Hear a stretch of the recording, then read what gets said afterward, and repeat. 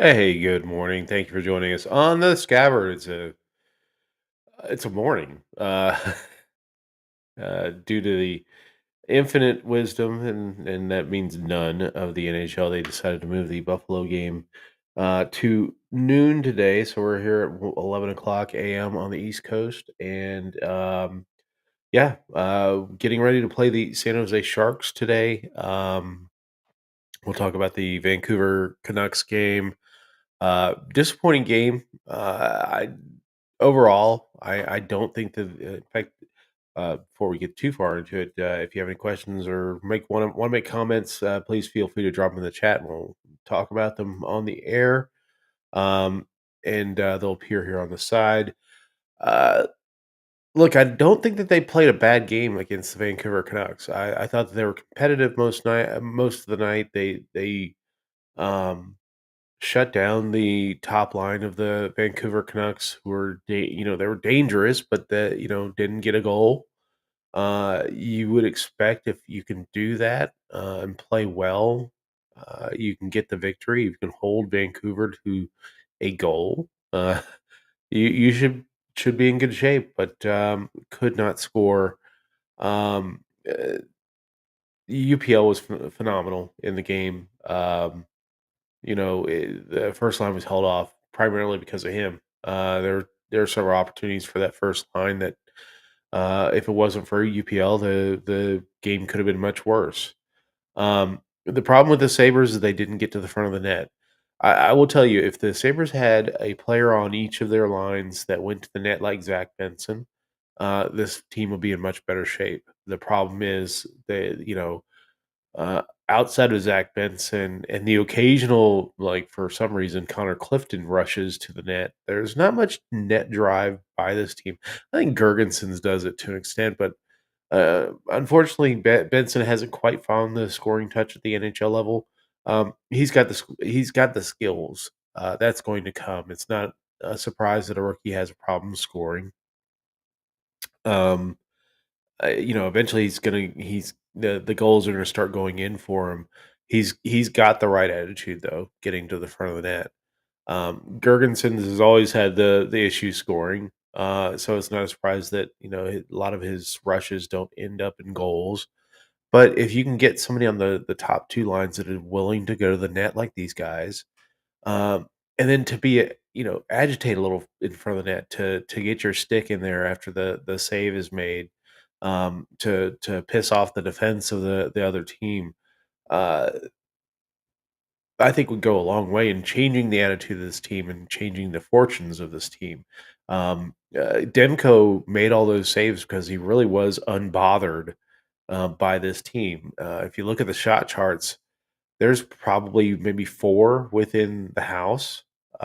Everything else is outside the hash marks and kinda like in this umbrella around the offensive zone, that doesn't threaten the inside, area of the crease, and, you're not gonna score that way in the NHL.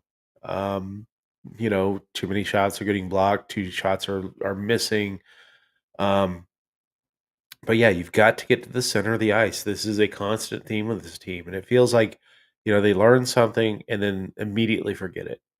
And hey, thanks, Leon. I really appreciate that. I'm getting there. I'm getting there. I'm still world's leading producer of snot at this point. And it's just awful. Um, but yeah, the moral victories don't put standings points in. We are still in a situation where we have to win 10 more games than we did in the first half of the season, and we're getting fewer and fewer games to do that. Um, it's rough watching this team. Um, because like they put together a solid performance. You're like, okay, well, maybe if they can win the rest of the games of this homestand after that debacle with Seattle, they can do kind of get back into this thing. Right now, they have to win the rest of the games before the All Star break. That's 6 straight games, including 3 on the road. Now they're all winnable. Um, we get Chicago, we got San Jose twice. We get the bottom 3 teams of the next 6 games, we get the bottom 3 teams 4 times. So we got Anaheim coming up, we got Chicago coming up. We got Tampa, who's not been playing all that well. They're kind of a middling team. And then you've got LA, who's been on a slide. So, all 6 games are very winnable. It's just the fact that the Sabres will play well, and then they just forget everything they did in the previous game and not compete. So unless they figure it out, this season will be over by All Star break because there's just not enough road between the All Star break and the end of the season for them to win 10 more games than they did in the first half of the season. There's not enough games, and this team just is showing you that it doesn't play well. Last week there was comments by a broadcaster named Jeff Merrick about the use of Devin Levi. Basically, he's calling the Buffalo Sabres. What the Buffalo Sabres are doing is, basically going to ruin Levi. Um, I don't overall disagree. I mean, he's right. Not many teams or any teams will take a goaltender straight from college and put him in the net.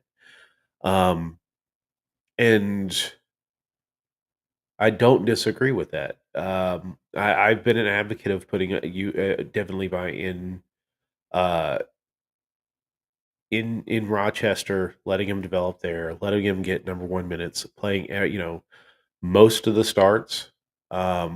Yeah, we've got 3 goaltenders in Rochester now. I get that. You just bring Comrie back up, give UPL a majority of the starts and go from there and you know, make UPL a true number 1 starter, make, Devin Levi a true number 1 starter in Rochester, and let Levi develop his game. And, we saw what happened with just the couple of games that he got in Rochester earlier this season, and how he came back. Let him develop the good habits and get the good feelings going on a night to night basis rather than this weird every other night thing. It was good to see them bring UPL back for the second game. Again, the loss to the Vancouver Canucks was not on him. He played a phenomenal game, getting 23 saves out of 24 shots. And the only goal was the defenseman failed to pick up Lafferty in front of the net, and yeah, I really do think that the Sabres need to go with a more traditional development model with Devin Levi. Is Devin Levi a phenomenally talented goalie? Absolutely. There are nights that that Montreal game uh, could have gone way the other way. Um, instead of us winning 6-1, this could have been a very close game. The Sabres could have lost that game with a bad performance. But then he does something like with Seattle where he just looked off. I mean, a couple of those goals should not have ever gotten in the net, and uh, but that's a rookie goaltender, and give him the time to develop. The less pressure of having to develop with the NHL watching you. Um, put him in Rochester and let him do his thing. Um, But I don't disagree with what Jeff Merrick said. There has to be, when we look back on this season, there has to be a examination of what the brain trust of this team did to this team. One, starting with 3 goaltenders, refusing to budge off of that. Too cute roster manipulation with the young guys, including Matt Savoy. Um, you know, just the 11-7 nights when it was unnecessary.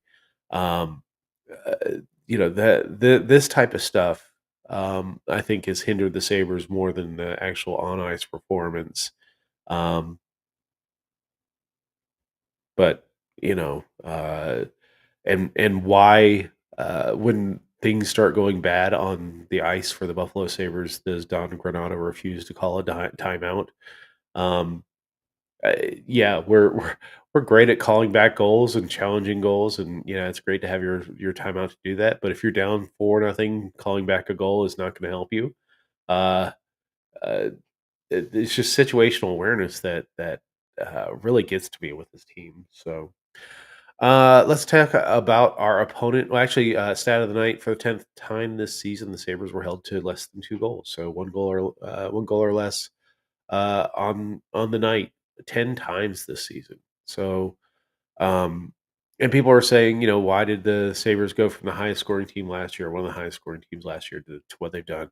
I understand what happened. They spent the entire offseason talking about how the defense and the goaltending was crap.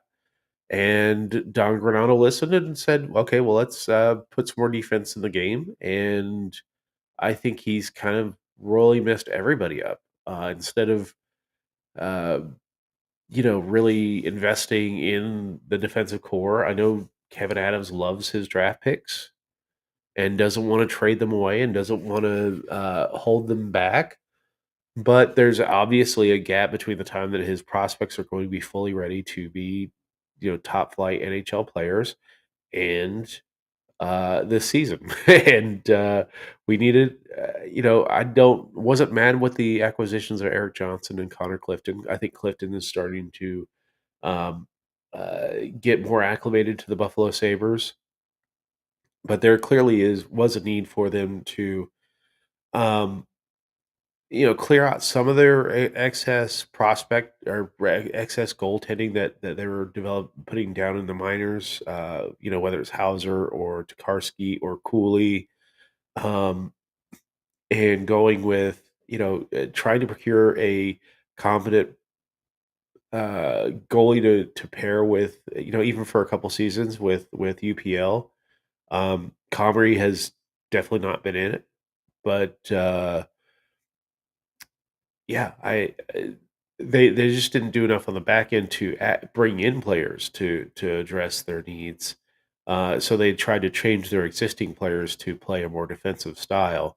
Um, and it's been at the detriment of their former free flowing offensive selves. Now they've tried to go back to it lately, but as you see when they do that, the number of odd man rushes uh, just pile up. But I think that's more coaching than anything. Like you see it, other teams play freewheeling and can get back and defend, can get the third man in, can cover the middle of the ice, and they just don't do it. Um, and a lot of times it's the big guys like Darlene. Sometimes just he overplays odd man rushes. Like he'll take the shot and leave the pass wide open when he should be playing the pass and letting the goaltender take the shot. That's the standard practice for an odd man rush. Is if you're the defender coming back, take the pass, make sure that the pass doesn't get across, so that you can uh, allow the goaltender to take the shooter and focus on the shooter, and not have half his eye on the guy on the other side. Um, And it's the big guys doing it. Darlene, Owen Power. I think the issue with Owen Power is that he is too hesitant. Like you see him get the puck and he's looking up and he's trying to find a player to make a perfect pass to. Um, he's been most effective when he takes the puck, runs up the ice, goes challenges the middle, and then dishes from there. We saw that in the game the other night where he got the goal, or he started the assist on the goal to Cousins, who fed it over to JJ Paterka for the goal against Ottawa. Uh, but there's way too much hesitancy in his game so far this season. And the sophomore slump is a real thing. It's you're a rookie, you're excited, you're doing all the things. uh, Now you kind of get into that second season and you're trying to make sure that you don't make the mistake that costs your team the game. Um, and he's hesitant right now. And I'm not saying that they need to bench him permanently, but one game, put him in this press box, let him watch from there. Just say, hey, we've noticed that you've had some hesitancy in the game. We want you to get up, take a look from the press box, see what's going on down there. And let's work on getting you making more crisp and quick decisions on the ice to get the puck out of danger zones. All right, let's talk about the San Jose Sharks. Not much to talk about this team. They are the worst team in the NHL, although they're getting lots of challenges from your Anaheims and your Chicago's. But they're 10-30-3 on the season, dead last in the NHL. Uh, Sad thing is, like, the Sabres only have 9 less losses at this point, but uh, there have been some times this season that the Sharks have been, you're like, ooh, this is worse than an AHL team. They had 2 straight games. They had 10 goals dropped on them. There's that image earlier in the season, this kid holding up a sign, "This is my first NHL game," and uh, the Canucks dropped 10 goals on on the Sharks. It was a 10-0 loss, or I think the Sharks maybe got a goal towards the end of the game. And then the next night they played the Pittsburgh Penguins and got roasted with another 10-goal effort. But yeah, this team is struggling. Thomas Hurdle. Um, don't know if this guy's going to be moved at the trade deadline, but they need to get him out of San Jose. 13 goals, 30 points. Michael Granlund. It's not like this team has a bunch of like nobodies. Uh, Maybe some has-beens. But yeah, this team, it's an interesting roster that former Sabre Mike Greer has put together, tanking for Macklin Celebrini, the phenom of the World Junior Hockey Championship tournament.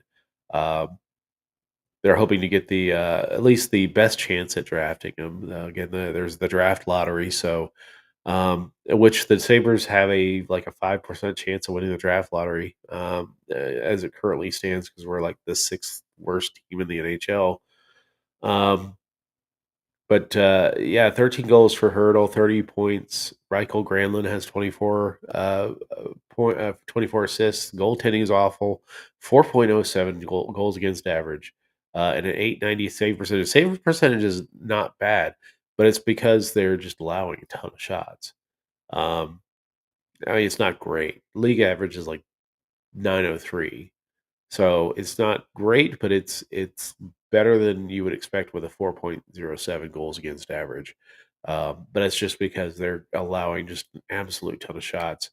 Um, but they've got pieces and parts of this team that I think that they can trade off at the trade deadline. Problem is they're going to have to bring in salary to trade those players um, to make sure that they stay above the cap floor. Let's take a look at the projected lineup for the San Jose Sharks. Fabian Zetterlund, Thomas Hurdle, Philip Zadina. Again, not unheard of players, but a semi decent first line. Uh, William Eklund, Michael Granlund, Anthony Duclair. Again, Duclair had a fantastic run to the Stanley Cup Finals last year with the Florida Panthers and decided to take the money. Um, I don't think he foresaw. Well, I don't know how you could not foresee that the San Jose Sharks would struggle this season. They were pretty bad towards the end of last season, and they are not doing well this season. Um, but Duclair decided to take the money and go to San Jose rather than re-sign with the Florida Panthers or go to another challenging team that needed a little bit of speed up front. Um, but yeah, then you have Barabanov, Luke Cunnin, who leads their team in penalty minutes, and Josh Belly, former Sabre. So former Sabre alert there. Mike Hoffman, former Senator, former Florida Panther, former Blue, has had a really weird career. Uh, Especially beyond the San Jose now. Mike Hoffman, for the longest time, Eric Carlson was on the San Jose Sharks, and Carlson left the Ottawa Senators because his wife got in a beef with Mike Hoffman's, I think at that time, a girlfriend, and led to Hoffman getting traded and eventually uh, Carlson getting traded to the San Jose Sharks. Um, but yeah, they miss each other by a few months getting on the Sharks there with Carpenter and LeBlanc as the fourth line. The defensive pairings for the San Jose Sharks, Mario Ferraro, Mark Edward Vlasic has always been a serviceable defenseman.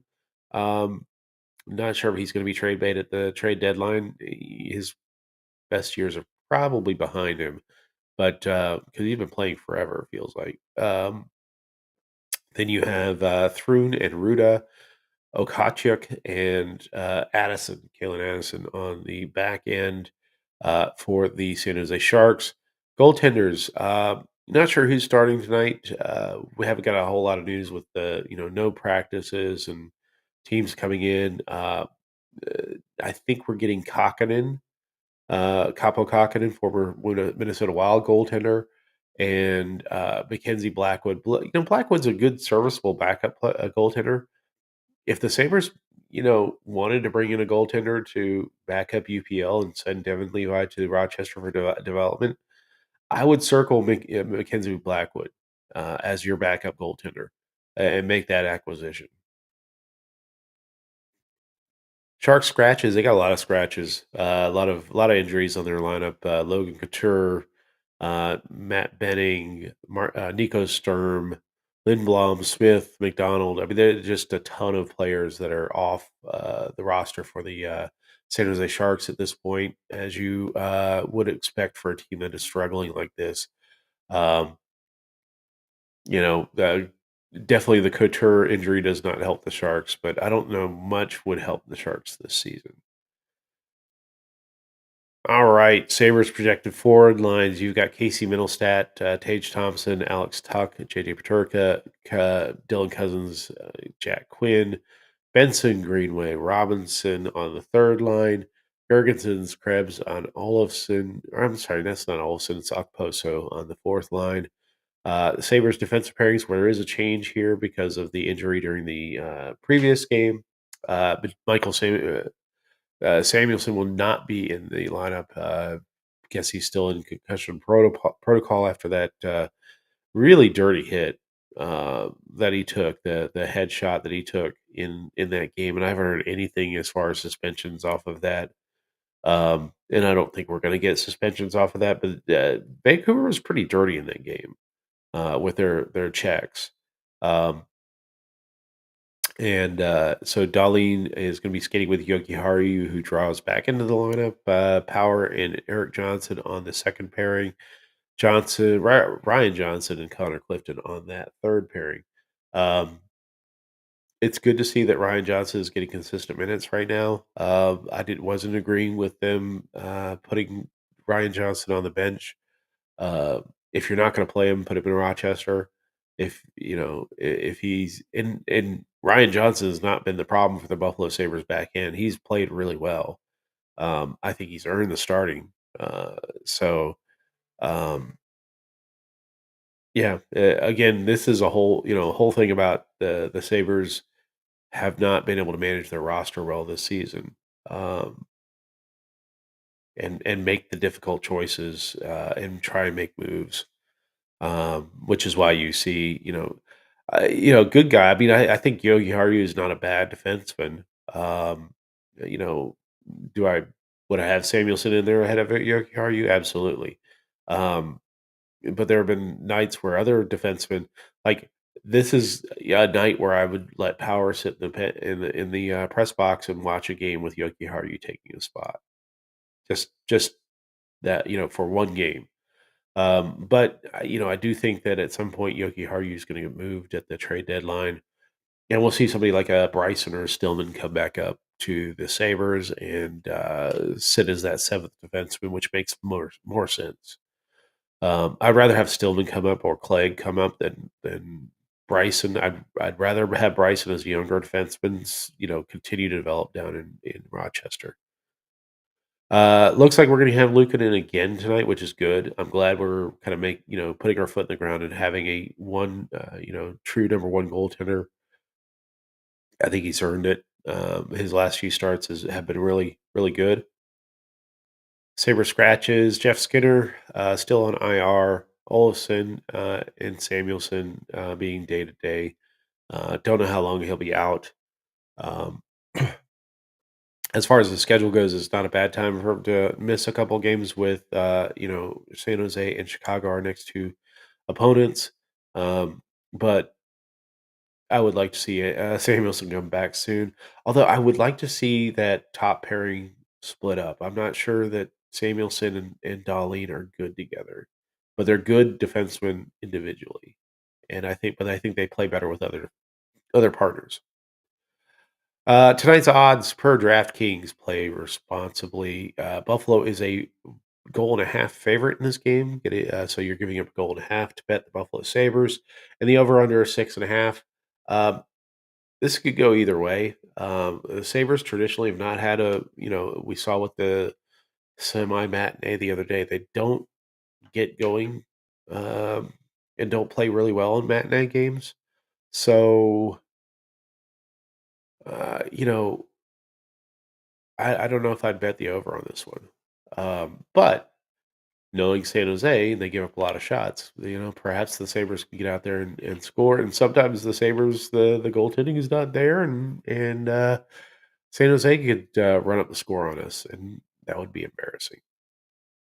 But there's always the possibility.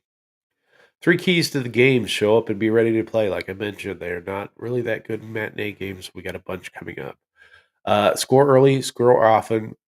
This is a team you can do that against. Score on them. Don't be afraid to go to the middle of the ice and take the puck with you. Uh, don't be afraid to skate to the front of the net and wait for passes. Don't be afraid of contact in front of the net. Draw penalties. Do all the good things.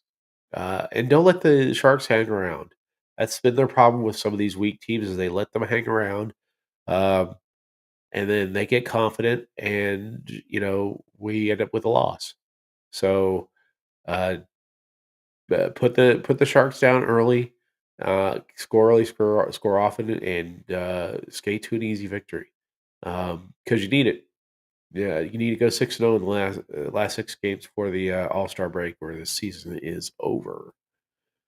On this date, January 15th, 1992, the Sabres tied the Devils 8-8 in the highest scoring tie in franchise history.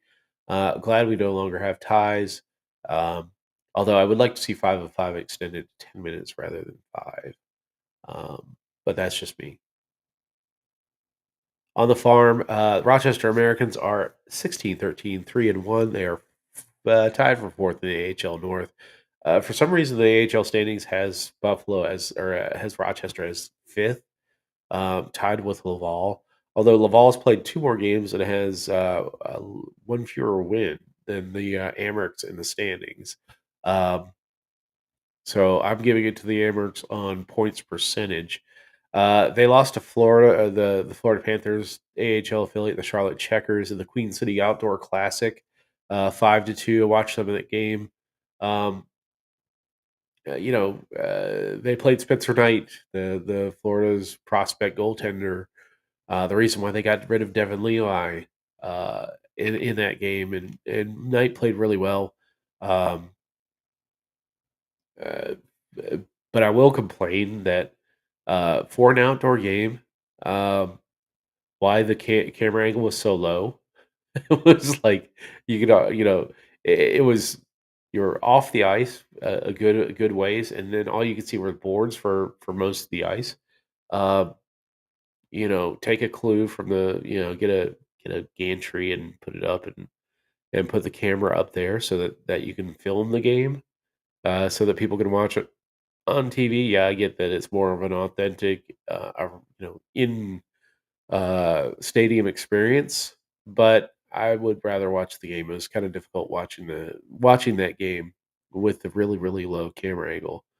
The Amherst return home on Wednesday. They take on the Lehigh Valley Phantoms, the Philadelphia Flyers, AHL affiliate, to get back on the winning streak. Hopefully, for the Jacksonville Icemen, they are 19-14-3, third in the ECHL Eastern Conference. Lost to Greenville on Saturday, but then they came back, traveled to Charleston, South Carolina, to take on the South Carolina Stingrays, and they beat them 2-1 on Sunday. They take on Atlanta. Nashville's ECHL team on Friday. The curious thing I saw is that the ECHL All-Star game is happening this week, but there are still games going on that night from other teams in the league. There's like 3 other games that night. Like, I've never seen where an All-Star game happens and they're still playing, like, even in minor league baseball where they have All-Star games, they have like a All-Star break where they, take a couple nights off. But yeah, the ECHL continues to play during their All-Star quote unquote break. Um, I'll be interested to see how that turns out. That game's in Savannah, Georgia. Um, I haven't seen who from the Icemen have been named. Although I will say Olivia Nino is still playing really well for the Icemen. Third round pick for third round pick for the Sabres a few years ago. Really tore up the QMJHL, um, and is signed to a rookie level contract for the Buffalo Sabres. So, um, instead of sticking him on a third and fourth line in Rochester, I think they made a good choice to put him on a top line in Jacksonville, to continue first line minutes for him. That makes sense for a player of his caliber. And as some of these players that are top line players in Rochester get promoted out, then you could bring Nadeau back to serve in first line minutes on the Amerks. So the week ahead, we got to Chicago on the 17th and Tampa to wrap up our 6-game homestand. Again, we have to be 4-2. Was hoping 5-1, and that did not happen. That's not going to happen because we lost to Vancouver and Seattle. So 4-2, and then 3 games we're going out west: LA, Anaheim, and San Jose. Hopefully, we can get all 6 points on that trip. LA's vulnerable at this point, and it's probably one of the better times to try and get to them. Um, but yeah, 6 games before the All Star break. We got to win all 6. Our next episode is going to be Wednesday at 6:30 p.m. versus the Chicago Blackhawks. If Chicago has enough players to play, they are a walking wounded. Won't be seeing Bedard. Won't be seeing Foligno. Hall's, I think, out for the rest of the season. It's a mass unit there in Chicago, and they're putting another push to get into that tank battle, to maybe line up Macklin Celebrini with Connor Bedard. Um, if Chicago wins the lottery again, there's going to be uh, much yelling, wailing, and gnashing of teeth. But that's it for the show today. Sabres Live is on now. Go check out Marty and Duffer. Go check out Paul Hamilton and Koziel on WGR if you're wanting to listen on the radio.